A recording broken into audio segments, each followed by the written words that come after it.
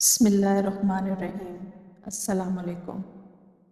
زمانہ جاہلیت میں لوگ اپنی معصوم بچیوں کو سامنے بٹھا کر قبر کھود دیتے تھے، پھر اس بچی کے ہاتھ میں گڑیا دے کر اسے مٹھائی کا ٹکڑا تھما کر اسے نیلے پیلے سرخ رنگ کے کپڑے پہنا کر اس قبر میں بٹھا دیتے تھے۔ بچی اسے کھیل سمجھتی تھی، وہ قبر میں کپڑوں، مٹھائی کے ٹکڑوں اور گڑیا کے ساتھ کھیلنے لگتی تھی۔ پھر یہ لوگ اچانک اسے کھیلتی، مسکراتی اور کھلکھلاتی بچی پر ریت اور مٹی ڈالنے لگتے تھے۔ بچی شروع میں اسے بھی کھیل ہی سمجھتی تھی، لیکن جب ریت اس کی گردن تک پہنچ جاتی تو وہ گھبرا کر اپنے والد، اپنی ماں کو آوازیں دینے لگتی تھی۔ لیکن ظالم مالک مٹی ڈالنے کی رفتار میں اضافہ کر دیتا تھا۔ یہ لوگ اس قوی عمل کے بعد واپس چلے جاتے تھے تو ان معصوم بچیوں کی سسکیاں گھروں کے دروازوں تک ان کا پیچھا کرتی تھیں، لیکن ان ظالموں کے دلوں پر تالے تھے، ان کے دل نرم نہیں ہوتے تھے۔ بعض ایسے لوگ بھی تھے جن سے اسلام قبول کرنے سے پہلے ماضی میں ایسی غلطیاں ہوئی تھیں۔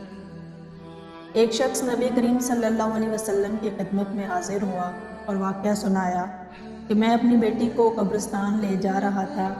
بچی نے انگلی پکڑ رکھی تھی، وہ باپ کے لمس کی وجہ سے خوش تھی۔ وہ سارا راستہ اپنی طوطی زبان میں مجھ سے باتیں کرتی رہی، وہ مجھ سے فرمائشیں کرتی رہی اور یہ سارا راستہ اسے اور اس کی فرمائشوں کو بہلاتا رہا۔ میں اسے لے کر قبرستان پہنچا، میں نے اس کے لیے قبر کی جگہ منتخب کی۔ میں نیچے زمین پر بیٹھا اور اپنے ہاتھوں سے ریت اٹھانے لگا۔ میری بیٹی نے مجھے کام کرتے دیکھا تو وہ بھی اپنے کام میں لگ گئی۔ وہ بھی اپنے ننھے ہاتھوں سے مٹی کھودنے لگی۔ ہم دونوں باپ بیٹی ریت کھودتے رہے۔ میں نے اس دن صاف کپڑے پہن رکھے تھے۔ ریت کھودنے کے دوران میرے کپڑوں پر مٹی لگ گئی۔ میری بیٹی نے کپڑوں پر مٹی دیکھی تو اس نے اپنے ہاتھ جھاڑے، اپنے ہاتھ اپنی قمیض کے ساتھ پہنچے اور میری قمیض کے ساتھ ریت گاڑنے لگی۔ قبر تیار ہوئی تو میں نے اسے قبر میں بٹھایا اور اس پر مٹی ڈالنی شروع کر دی۔ وہ بھی اپنے ننھے ہاتھوں سے اپنے اوپر مٹی ڈالنے لگی۔ وہ مٹی ڈالتی جاتی تھی اور کہکا لگاتی جاتی تھی اور مجھ سے فرمائش کرتی جاتی تھی، لیکن میں دل ہی دل میں اپنے جھوٹے خداؤں سے دعا کر رہا تھا کہ تم میری بیٹی کی قربانی قبول کر لو، مجھے اگلے سال بیٹا دے دو۔ میں دعا کرتا رہا اور میری بیٹی ریت میں دفن ہوتی رہی۔ میں نے آخر میں جب اس کے سر پر مٹی ڈالنی شروع کی تو اس نے خوفزدہ نظروں سے میری طرف دیکھا اور مجھ سے طوطی زبان میں پوچھا، ابا جان آپ مجھے کیوں دفن کر رہے ہیں؟ میں نے اپنے دل کو پتھر بنا لیا اور دونوں ہاتھوں سے پھر اس قبر پر ریت پھینکنے لگا۔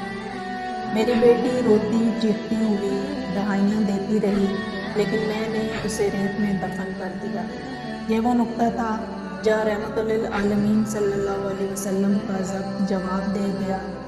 آپ صلی اللہ علیہ وسلم کی ہچکیاں بند گئیں، داڑھی مبارک آنسوؤں سے تر ہو گئی اور آواز حلق مبارک میں بولا بن کر پھنسنے لگی۔ وہ شخص دھاڑے مار مار کر روتا رہا اور رحمت للعالمین صلی اللہ علیہ وسلم ہچکیاں لے رہے تھے۔ اس نے اللہ کے رسول صلی اللہ علیہ وسلم سے پوچھا، یا رسول اللہ صلی اللہ علیہ وسلم، کیا میرا یہ گناہ معاف ہو جائے گا؟ رحمت للعالمین صلی اللہ علیہ وسلم کی آنکھوں سے اشکوں کی نہریں بہہ رہی تھیں۔ میرے پیارے بھائیوں اور دوستوں، ہمارے معاشرے میں آج بھی بہت سے لوگ اس نقطے پر غور کر دیتے ہیں کہ ہمیں بیٹا ہی چاہیے۔ میں ان سے اپیل کرتی ہوں کہ خدا را ایسی گندی سوچ کو ختم کریں۔ بیٹی یا بیٹا دینا صرف اللہ پاک کے ہاتھ میں ہی ہے اور بیٹیاں اللہ کی رحمت ہیں۔